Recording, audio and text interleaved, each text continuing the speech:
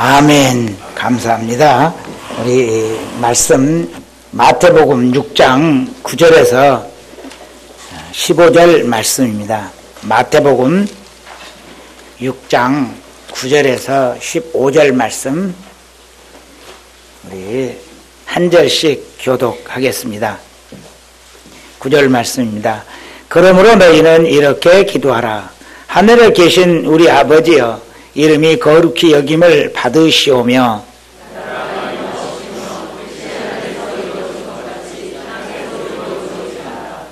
오늘 우리에게 일용할 양식을 주시옵고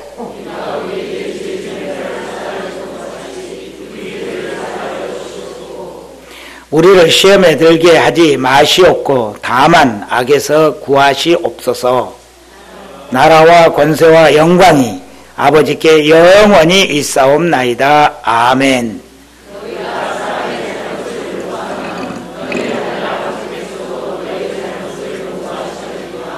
함께 읽습니다. 너희가 사람의 잘못을 용서하지 아니하면 너희 아버지께서도 너희 잘못을 용서하지 아니하시리라. 아멘. 우리 주기도문을 깊이 공부하면 할수록 주님께서 가르치신 이 주기도문의 짧은 기도 속에 기독교의 교훈이 이렇게 잘 함축되어 있을 수 있는가라는 그 경이로움에 놀라게 됩니다. 주님이 가르치신 이 기도는 인생의 목적이 무엇이며 인간에게 진정으로 필요한 것이 무엇인가를 가르쳐주고 있죠. 주기도문은 인간이 어떻게 살아야 행복할 수 있는가라는 그 길을 가르쳐주는 기도라 할 수 있습니다. 오늘은 주기도문 중에서 12절의 말씀, 우리가 우리에게 죄 지은 자를 사하여 준 것 같이 우리 죄를 사하여 주시옵고 라는 부분, 이 죄사함에 대한 부분을 다루게 되었습니다. 우리 기독교의 교리는 세상 사람들이 이해하기 어려운 내용들이 참 많습니다. 어떤 스님이 이런 말씀을 했습니다.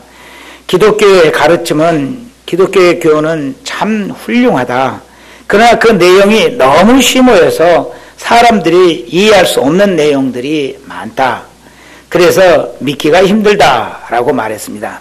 정말 그렇습니다. 기독교의 가르침은 사람들이 이해하려 해도 이해할 수 없는 내용들이 많이 있습니다. 아니, 인간의 머리로는 도저히 이해할 수 없는 것들도 있죠. 그 중에 하나가 인간은 죄인이며 죄 용서함을 받아야 한다는 죄사함의 진리를 말씀하고 있습니다. 이 교리는 어찌 보면 없는 게 기독교에 도움이 될 것 같은 그런 생각입니다. 왜 그렇습니까? 많은 사람들을 기분 나쁘게 하기 때문입니다. 누군가가 우리에게 당신은 죄인입니다 라고 하는 말을 들었을 때 기분 좋을 사람은 없습니다. 누구든지 들으면 불쾌해합니다. 기독교인들이 미움을 받는 가장 큰 이유 중에 하나가 바로 이것입니다. 기독교인들은 사람들을 향해서 당신도 죄입니다 라고 말하고 있죠. 이것이 사실이지만 기독교인들이 아닌 사람들은 펄쩍 뛰면서 기분 나빠하는 것입니다. 다른 종교에서는 죄의 문제를 이렇게 심각하게 다루지 않습니다. 오히려 인간은 근본이 선하다, 착하다 이렇게 하면서 아주 얼르고 있습니다. 사람들의 심정을 건드리지 않습니다. 기분 나쁘게 만들지 않습니다. 그래서 별로 반감을 사지 않죠.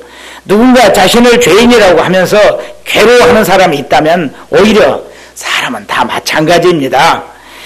너무 괴로워하지 마십시오. 인생이 다 그런 거 아니겠습니까? 하면서 동조하고 위로해 주기 때문에 별로 반감을 느끼지 않습니다. 그런데 기독교는 유독 참 어리석게도 사람들을 향해서 죄인이라고 합니다. 죄 때문에 지옥에 갈 수밖에 없다고 으름장까지 놓습니다. 그렇다면 과연 인간은 죄인일까요? 아니면 죄인이 아닐까요? 만약 인간에게 죄가 있다면 기독교가 옳은 종교인 것입니다. 사람들을 기분 나쁘게 한다 할지라도 사실을 사실대로, 진실을 진실로 전하는 정직한 종교가 기독교라고 할 수 있습니다. 반면에 별로 큰 죄도 없는데 죄인이라고 자꾸 몰아붙인다면 사람들을 겁주어서 정교에 매달리게 하는, 얽매이게 하는 일종의 사기 행위에 해당된다 할 수도 있습니다.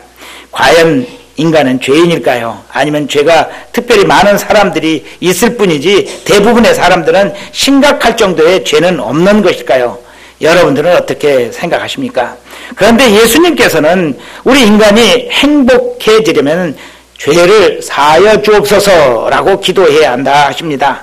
그렇다면 진리이신 예수님께서는 왜 우리가 죄사함을 받아야 한다 말씀하셨을까요? 본문 말씀을 살펴보겠습니다. 본문 말씀, 첫 번째 보는 말씀은 사람은 자신이 죄인임을 깨달아야 합니다 하는 말씀입니다. 오늘 본문 12절의 말씀, 우리 죄를 사하여 주옵소서에 초점이 맞추어져 있죠. 사람은 죄를 용서받아야 한다는 것입니다. 그런데 죄를 용서받을 수 있는 사람에게 반드시 선행되어야 될 조건이 있는데 그것은 자신이 죄임을 깨달아야 한다는 것입니다. 제가 고등학교 1학년 때 처음 예수님을 믿게 되었습니다. 구원을 받게 되었죠.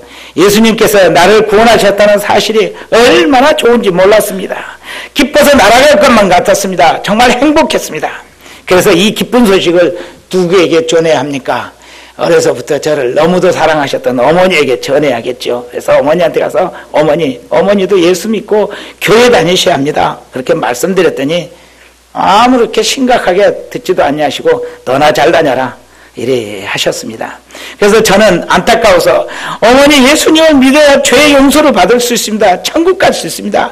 어머니도 죄인입니다 라고 말씀을 드렸습니다. 그랬더니 어머니 아주 언짢아 하시면서 나는 죄 없다 이렇게 말씀하십니다. 이에 저는 모든 사람은 다 죄인입니다. 따라서 어머니도 죄인입니다. 그랬더니 이제는 화까지 내셨습니다. 어머니는 나만큼만 죄 없이 살라고 해라. 나 지금까지 양심껏 살았다. 난 죄 없어. 이러면서 딱 자르셨습니다. 그런 어머니께서 나중에 하나님을 믿게 되셨죠. 그때 제가 어머니께 다시 여쭤보았습니다. 어머니 죄 용서 받으셨습니까? 그때 어머니는 이렇게 대답하십니다. 글쎄다 용서해달라고 기도를 하긴 했는데 용서해 주셨는지 난 잘 모르겠다. 그래서 저는 어머니께 다시 물었습니다. 어머니는 무슨 죄가 있어서 용서해달라고 하셨습니까? 그랬더니 어머니께서는 이렇게 말씀하십니다. 죄 없는 사람이 어디 있겠냐? 사람은 다 죄인이지 나도 죄가 많아 하시면서 내가 말로 할 수 없는 죄인이야. 어떻게 내 죄를 다 말로 할 수 있겠니? 하시면서 자신이 죄인임을 인정하셨습니다. 그렇습니다. 사람은 자신이 죄인임을 깨달아야 죄 용서를 받을 수 있는 길이 죄 용서를 빌게 되고 그리고 죄 용서의 길을 가게 되는 것이죠. 사람은 혼자서 스스로 자신이 죄인임을 깨닫는 것은 불가능한 일입니다. 사람은 어떻게 죄인임을 깨달을 수 있습니까? 오직 내 안에 성령께서 깨닫게 하실 때에 자신이 죄인임을 깨닫게 되죠. 그때의 거부감 없이 죄인인 사실을 받아들이고 통회하며 죄 용서를 빌게 됩니다. 제가 우리 주가인교회를 개척하기 전에 시무했던 교회, 저 안암동에 있는 교회에 어떤 여자 집사님 한 분이 계셨는데 지금은 목사 사모님이 되셨습니다. 그런데 그분이 그때는 50대신 여자분이었는데 아주 엘리트입니다. 경기여고를 나오시고 서울대학을 나오셨습니다. 그리고 교회를 다닌 지가 벌써 40년이 넘었다고 합니다. 그런데 자신이 죄인인지를 잘 모르십니다. 그래서 회개를 한 적이 없습니다. 성경 말씀은 아주 잘 아시죠. 그 교회는 매주일 그룹 성경 공부를 했는데 장년들의 성경 공부 6개 조가 있었습니다. 그 중에 한 조의 리더이셨죠. 성경의 내용을 질문하면 아주 잘 대답을 하십니다. 그런데 자신이 죄인인지는 깨닫지 못하고 계셨습니다. 주일 성경 공부를 해서 토요일에 조장들이 모여서 2시부터 5시, 6시까지 주로 성경 공부를 했었는데 공부가 끝나면은 제가 그분을 차로 모시고 안암동에서 그분이 사는 세금점까지 모셔다 드리고 제가 사는 여의도로 돌아오고 했었습니다. 그런데 그분이 차에서 저에게 조심스럽게 묻습니다.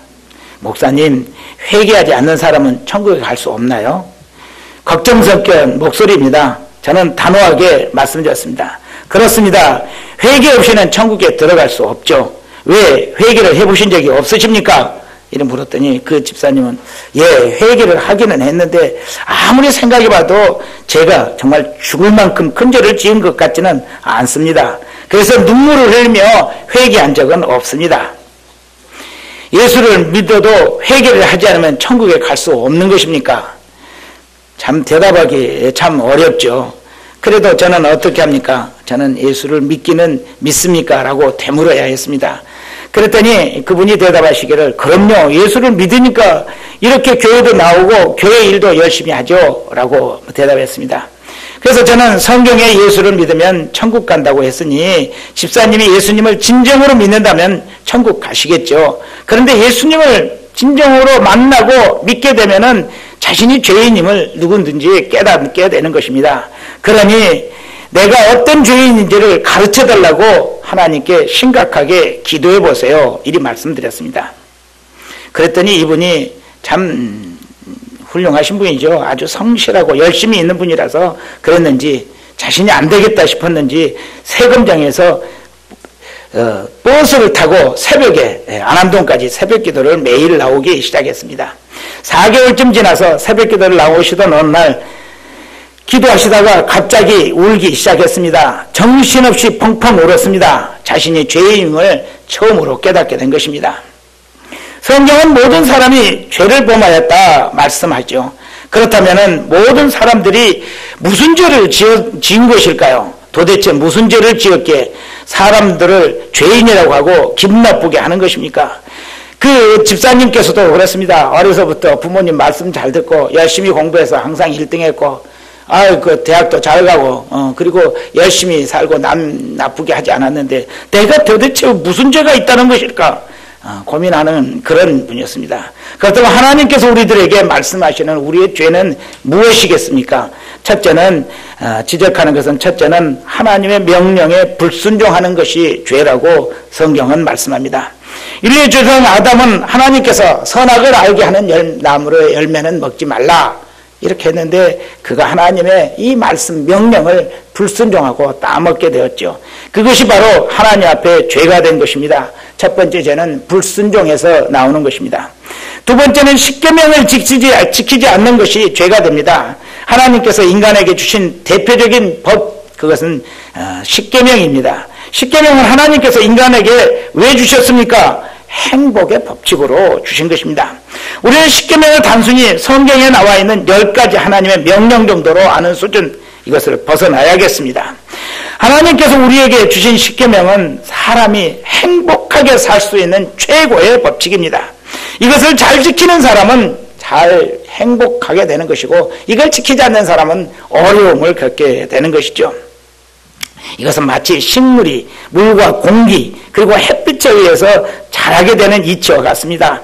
그것을 받고 그들은 꽃을 피우고 열매를 맺게 되는 것처럼 우리 인간이 행복하게 살기 위해서는 이 십계명 10가지를 잘 지켜야 합니다. 그러면 우리 인생에도 아름다운 인생이 열리게 되는 것이죠. 이것이 바로 하나님께서 우리에게 주신 법칙입니다. 그런데 이것을 지키지 않고 자기 마음대로 삽니다. 그것이 바로 죄가 되는 것이죠. 세 번째는 하나님을 떠난 죄가 있습니다. 하나님을 모르고 하나님을 거부하는 것 이것은 가장 큰 죄라고 할 수 있습니다. 우리 가정에서 자식들이 부모의 말을 잘 안 듣는 경우가 참 많이 있습니다. 그렇다고 해서 그 자식이 우리한테 불효했다고 말할 수는 없죠.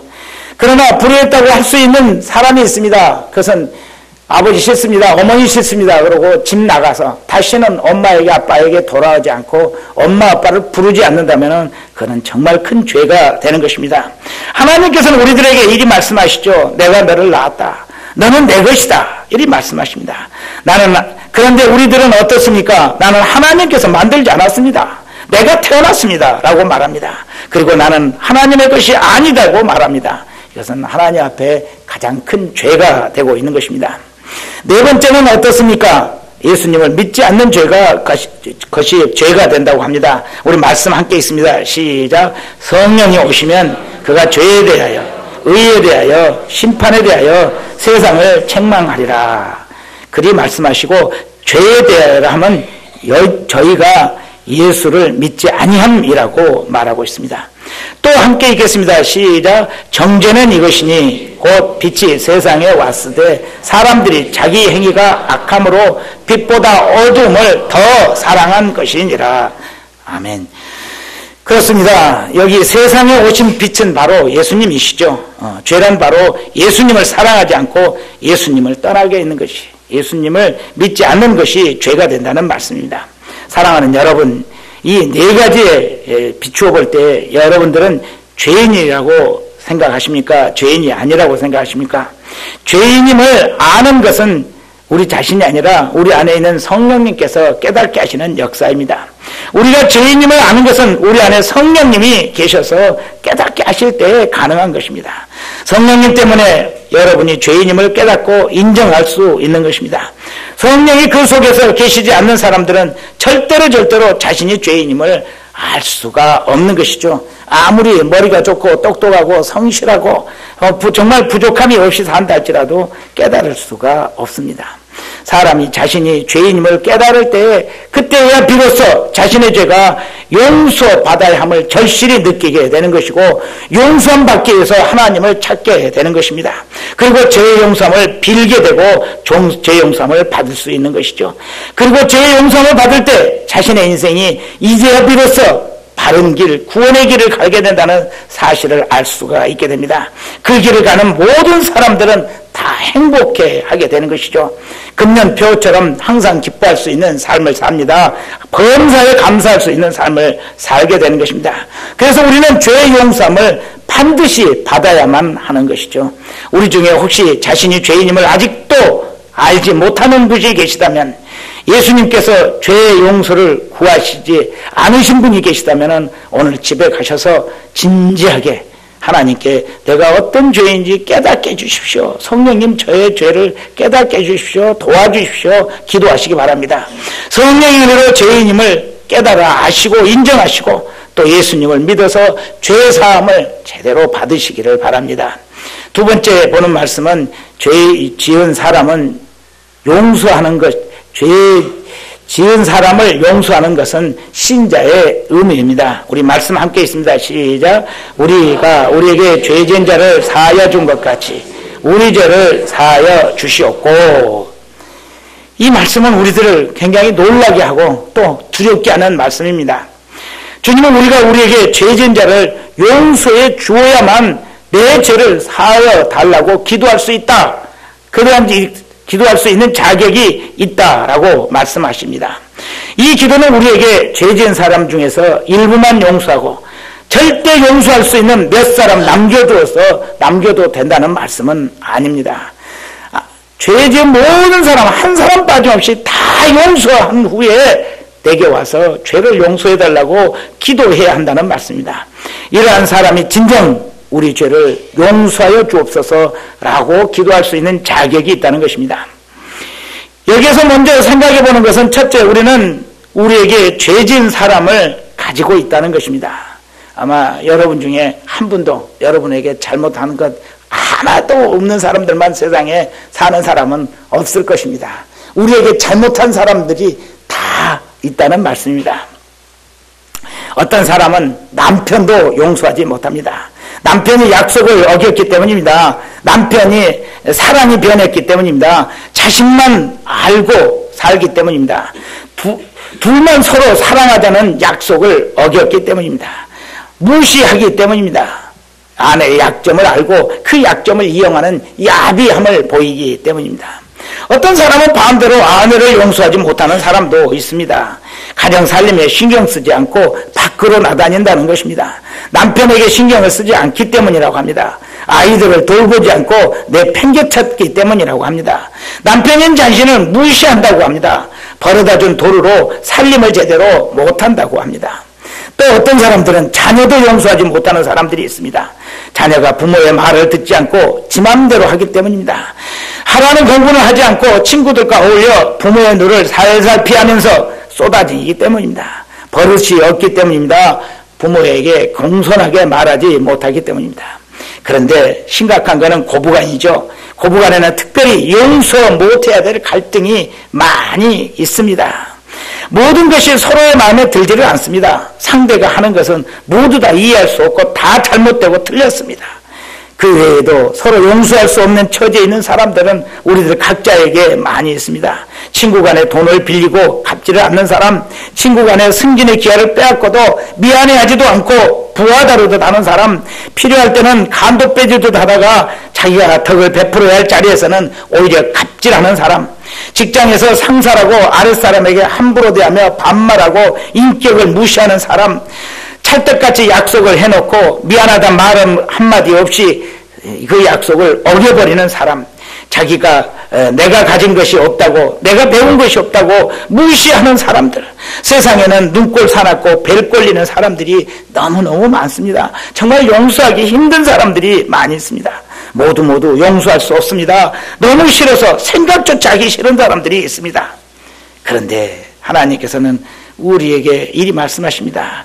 우리가 우리에게 죄 지은 모든 사람을 용서하니, 우리가 우리에게 죄 지은 모든 사람을 용서하오니 우리 죄를 사하여 주옵소서 기도하라 하십니다. 어쩌면 불가능한 것을 우리에게 요구하는 것만 같습니다.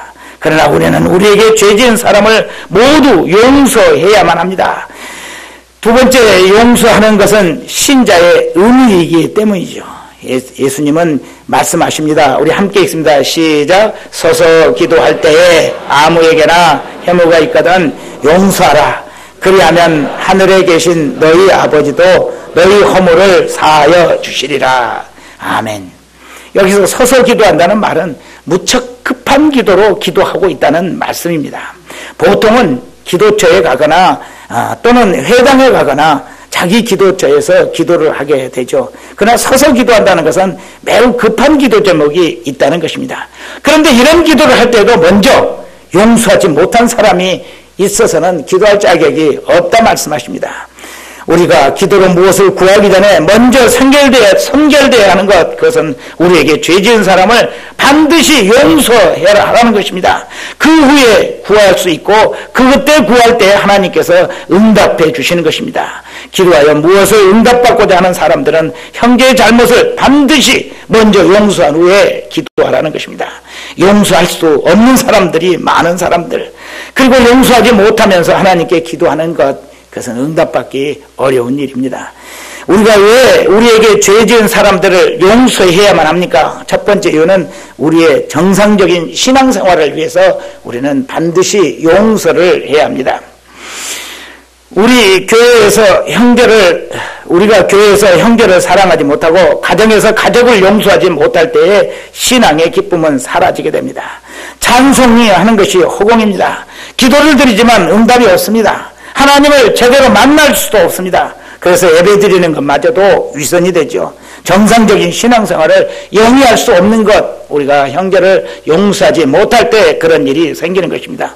두 번째는 오해라는 것이 있기 때문입니다. 우리는 상대가 나같지 않을 때에 상대가 잘못되었다고 생각합니다. 틀렸다고 생각합니다. 그러나 그것은 오해입니다. 내가 생각하기에는 분명히 내가 옳은 것 같지만 다른 사람들이 보면은 내가 옳지 않을 때가 참 많은 것입니다. 이것은 우리가 아무리 똑똑한 사람이라 할지라도 다 마찬가지입니다.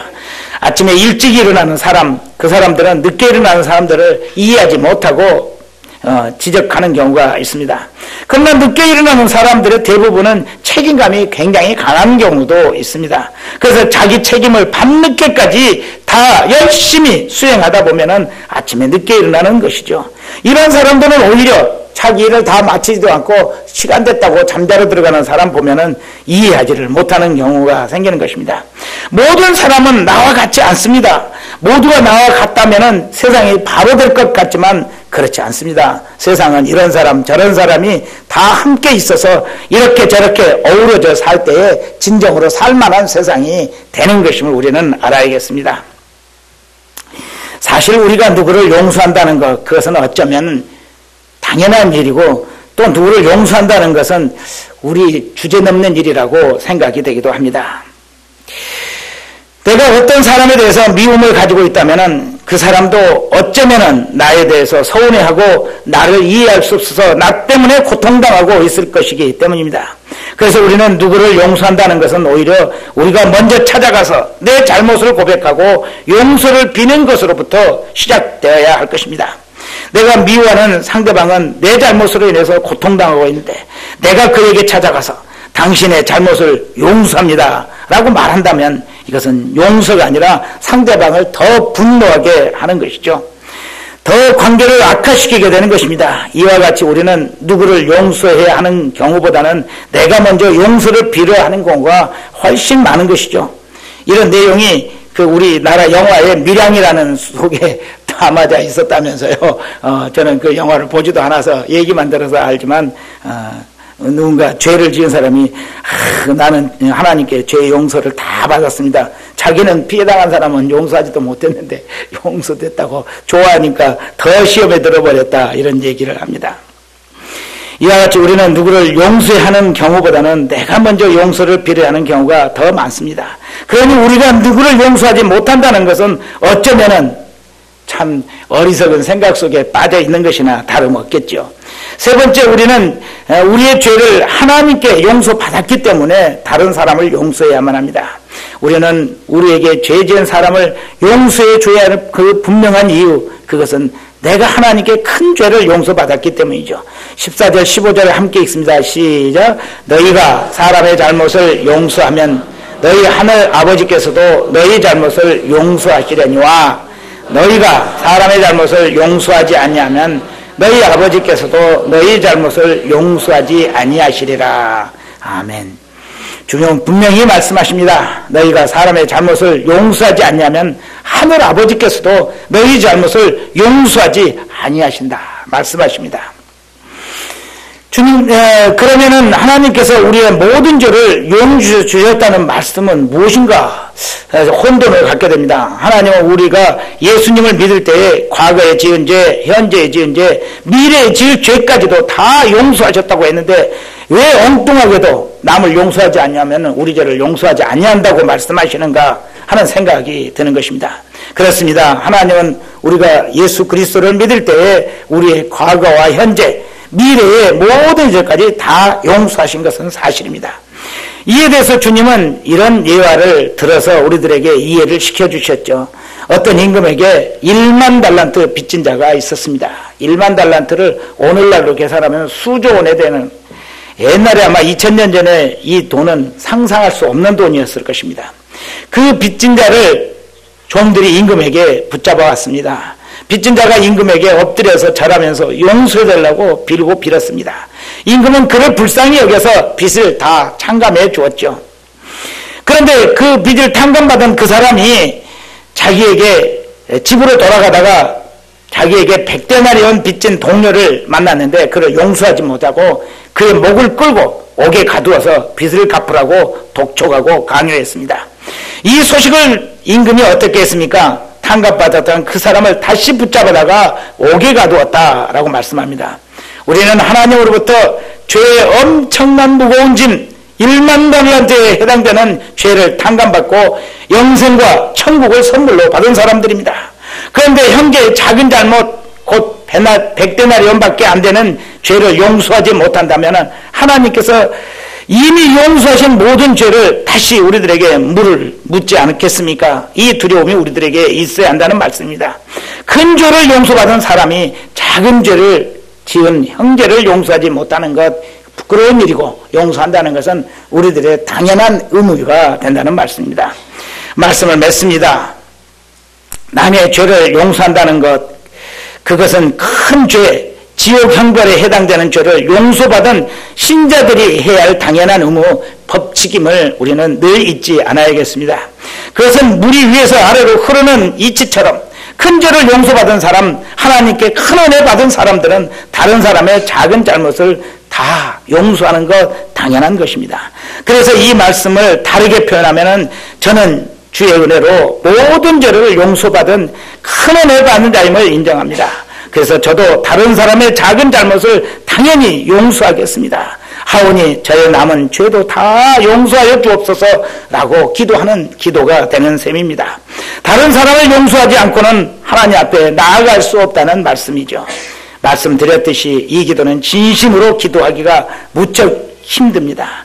하기 싫은 기도인데 내 죄를 용서받기 위해서 억지로라도 하는 기도인 것 같습니다. 그러나 실상은 그렇지가 않습니다. 이 기도는 우리에게 가장 큰 축복입니다.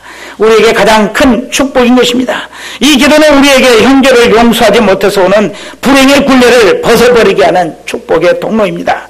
이 형제를 용서하지 못하는 억압에서 해방되는 축복의 길인 것입니다.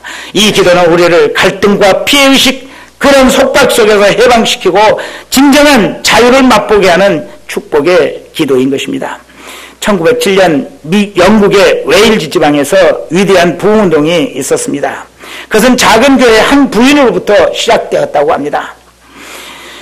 그녀의 진지한 회개가 교회의 부흥으로 이어졌고 온 웨일즈 지방에 부흥이 일어난 것입니다. 한 부인이 예배 시간에 주기도문을 하게 되었는데 그녀는 우리가 우리에게 죄 지은 자를 용서하오니 라는 대목에서 그만 목이 잠겨서 더 이상 기도를 할 수가 없었습니다.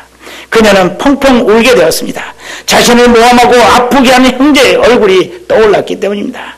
기도를 계속할 수 없었습니다. 그녀는 예배당을 뛰쳐나갔습니다. 그 길로 형제를 찾아갔습니다. 그리고 그를 증오했던 자신을 용서해달라고 빌었습니다. 하나님의 사랑으로 당신을 사랑치 못했던 내 죄를 용서해 주세요라고 형제에게 진지하게 사과를 했습니다. 그때 그 형제도 그 사과를 진지하게 받아들이고 그도 회개하고 사과했습니다. 이렇게 시작된 회개와 용서의 운동이 웨일즈 전 지방으로 퍼져나갔고 큰 교회의 부흥이 일어났던 것입니다. 우리 모두 이 시간 우리에게 서운하게 한 사람들, 우리를 분노하게 한 사람들, 우리에게 야비하게 약 올린 사람들, 이해할 수 없는 사람들 모두 다 용서하시기를 바랍니다. 주님 앞에 내어놓고 주님께서 내 죄를 용서하신 것 같이 저도 그 죄를 다 용서하게 하옵소서. 주님 저의 허물을 용서하여 주옵소서 기도하시면서 하나님의 주시는 평안을 풍성히 누리는 성도들 되시길 간절히 축원합니다. 기도드리겠습니다.